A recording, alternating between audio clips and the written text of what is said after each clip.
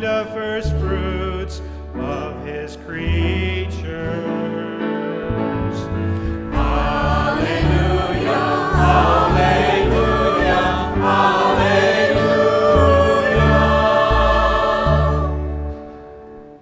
The Lord be with you. And with your spirit. Reading from the Holy Gospel according to Mark. Glory to you, Lord. When the Pharisees, with some scribes who had come from Jerusalem, gathered around Jesus, they observed that some of his disciples ate their meals with unclean, that is, unwashed hands. For the Pharisees, and in fact, do not eat without carefully washing their hands, keeping the tradition of their elders. And on coming from the marketplace, they do not eat without purifying themselves. And there are many other things that they have traditionally observed, the purification of cups and jugs and kettles and beds.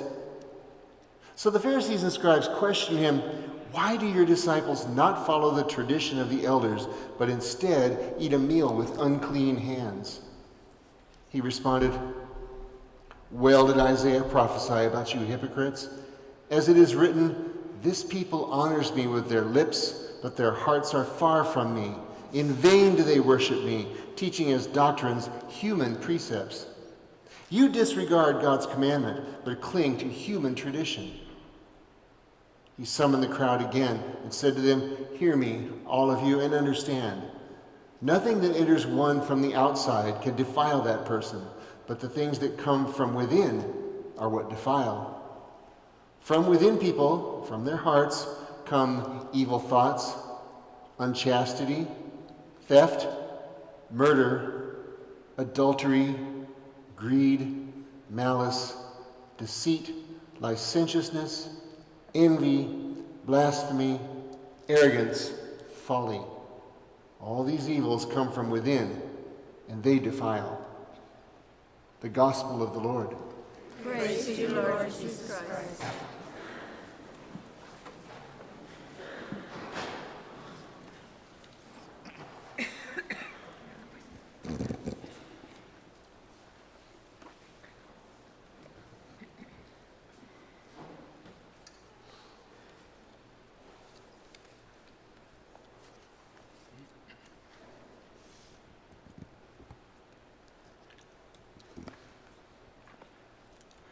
After confessions yesterday and during the 4 o'clock vigil mass with the holiday crowd, and you never know where the congregation is going to gather for whatever reason and how many and why and everything else. But I shared the story of a third grade boy who went to the school nurse for a routine health check. And the nurse put the stethoscope on his chest, and she recorded the heart rate. And she then asked, "Have you ever heard your own heart beating?" And the boy innocently replied, "No." So she put the stethoscope on his chest with the earbuds in his ears. And the boy heard lub-dub, lub-dub, lub-dub, lub-dub, lub-dub, lub-dub. The boy heard his own heart beating. And sheepishly he asked, "Is that Jesus knocking?" Now perhaps some people look at that and say, how young and how naive, how innocent. Someone somewhere had helped that boy connect with Jesus, the great heart of God, the most sacred heart of Jesus, Jesus, the very Word of God, who is either enfleshed or realized in us and in our hearts or not. The human rate in our heart of hearts, in the very center of our souls, in our deepest spirit. The response to the psalm today is, to you or myself, is an ongoing question. How does our heart rate? How does our heart rate? The response today, the one who does justice, the one who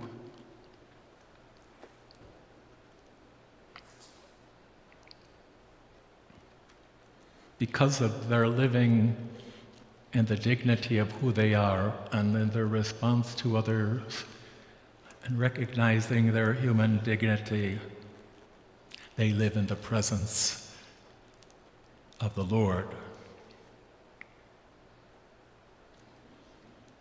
What is the sense of justice, of human dignity, as God seeks to fill us with His Word, to transform and save our souls, to humble us and purify us into who we really are or were, and not to be narcissistic or elitist or self-concerned, but to be not just in that sense of we need that in a sense for ourselves, but to be other-concerned, to be doers of the Word, to allow our lives to willingly overflow into the concerns of others in this world, their dignity in our lives.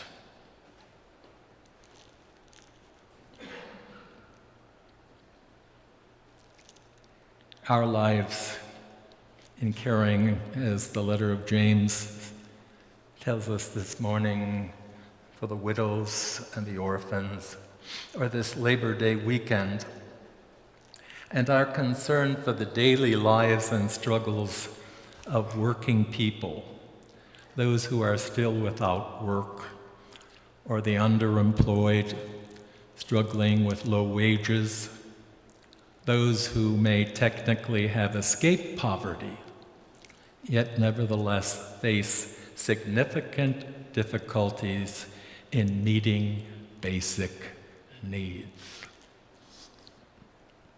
And are there not a few or more than a few in this congregation and in this parish community as just one example?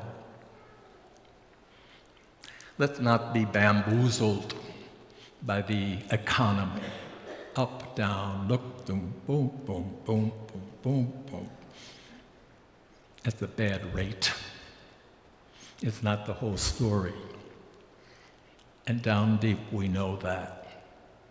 And then there are all the forgotten ones in our lives, or in our own life, who has forgotten us, or who will ever recognize us as a human person, as a person with great dignity,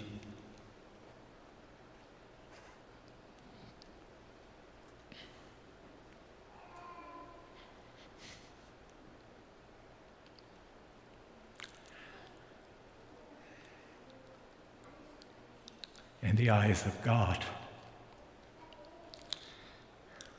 How does our heart rate? Our will or God's will? His grace presence. Holiness and or sin are on the inside, the heart and soul of a human person. And Jesus is indicating that in the Gospel of Mark today. And we're moving back into from John's Gospel and the whole Eucharistic series that we experienced for 5 weeks during the summertime, and now here we're at the end of all the summer activities, and about to almost leap into all the different activities of all time. And so those laws and traditions and observances, in at least some ways, can root us and remind us and even make room for God to some extent. And Jesus knew that because he observed them as a good Jew at that time. His parents were not unobservant, but never stop there. That's what he's trying to say. They never replace real faith and the concern and flow of corporal and spiritual works of mercy for others. Not just our dignity, but the dignity of all human persons. Not just self-love or self-righteousness, but self-sacrifice, self-surrender. Not just self-serving,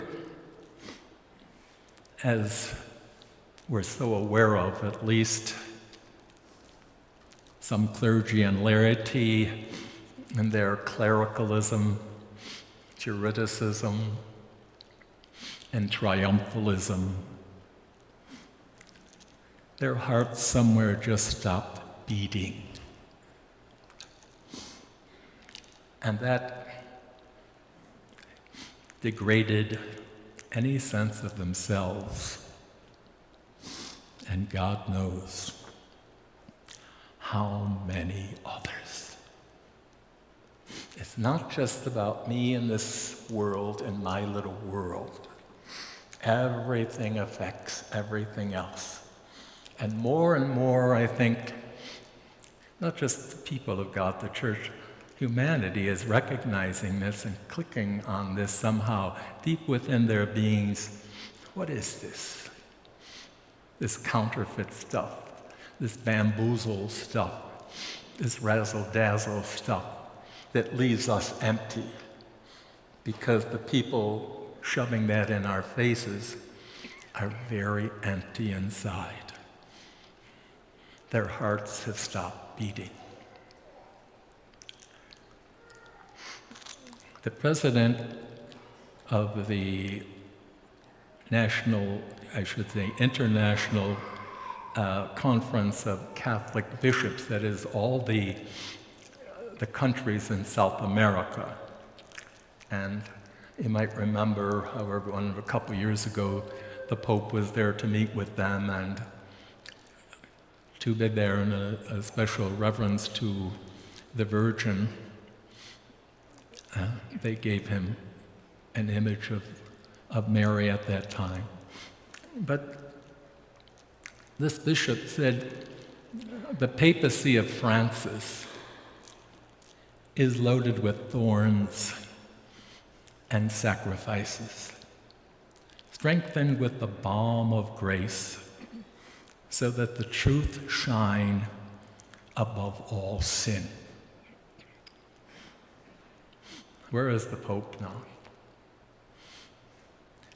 Very serene, very quiet,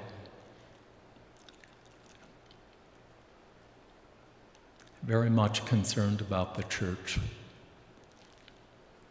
Doesn't have to defend himself. He is who he is, and his heart is beating.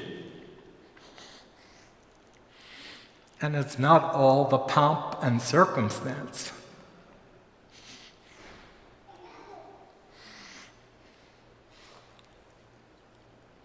It's for a poor church, for the poor, but not poor here, not empty here, where it's all about me and what works for me, and not you. With him, where do we rate as the people of God in Our generosity win the heart of the church. Within the heart of the church is where we are, to be love and a light in our world for others.